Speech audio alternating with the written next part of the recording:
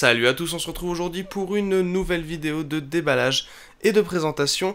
Et aujourd'hui je vais m'intéresser à la nouvelle station pour disque dur et SSD de chez Inatech qui vient remplacer le modèle que je vous avais précédemment présenté en vidéo sur la chaîne.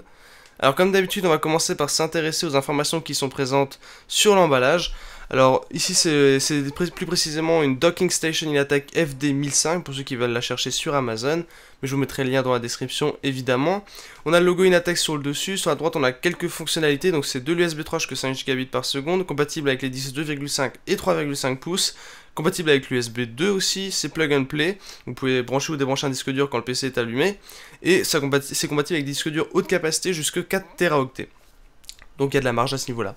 À l'arrière, on peut voir que c'est alimenté par du 12 volts de 1000 mAh, donc ça ne consommera pas trop. Compatible avec Windows XP, Vista 7, 8, 8.1 et Mac. Il manque juste Linux malheureusement, mais à mon avis ça doit aussi marcher.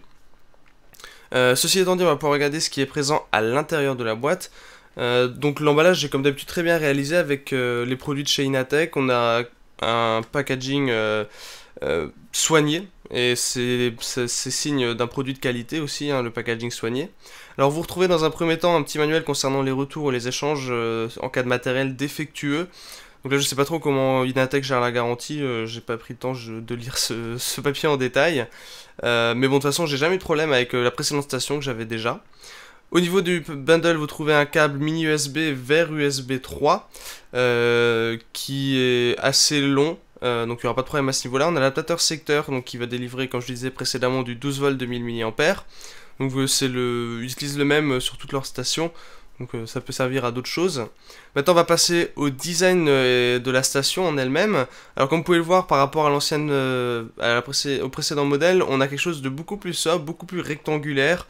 Je trouve ça rend beaucoup mieux sur le bureau que la précédente version, puisque la bande rouge qui était présente précédemment a été remplacée par une petite bande en plastique brillant, donc ça rend très bien. Sinon le reste du plastique étant plastique mat, plutôt légèrement soft touch.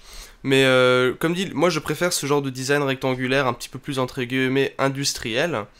À l'arrière, vous allez retrouver donc le connecteur USB 3, l'alimentation 12 volts, un switch on-off qui est très pratique si jamais vous voulez éteindre et pour éviter de faire tourner inutilement le disque. Sur le dessus, ensuite, vous allez retrouver une trappe maintenant qui permet qui va s'adapter en fait en fonction de la taille du disque. Au fond, vous voyez le connecteur SATA qui va permettre des meilleurs débits. Je vais vous montrer ça juste après avec des tests. Et on a une petite lettre de fonctionnement, ce qui est très pratique, comme ça vous savez quand est-ce que le disque dur travaille. Ensuite, en bas, on retrouve le rappel de la référence du produit ainsi que 4 petits patins antidérapants pour bien le poser et le maintenir sur votre bureau.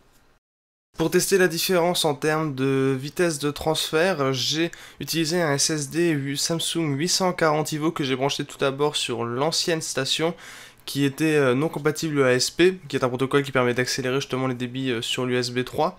Et on peut voir quand même que grâce à ce nouveau modèle, justement compatible ASP, on a des gains qui sont supérieurs à 100 mégaoctets par seconde, c'est juste monstrueux. Donc si jamais vous voulez utiliser un SSD comme support de stockage externe ou comme disque de backup, je vous recommande vivement de partir sur ce genre de station-là qui va permettre de vraiment accélérer le transfert de fichiers. Voilà, c'était tout pour cette petite vidéo de déballage et de présentation. Je vous remercie de l'avoir regardé et n'hésitez pas à vous abonner à la chaîne.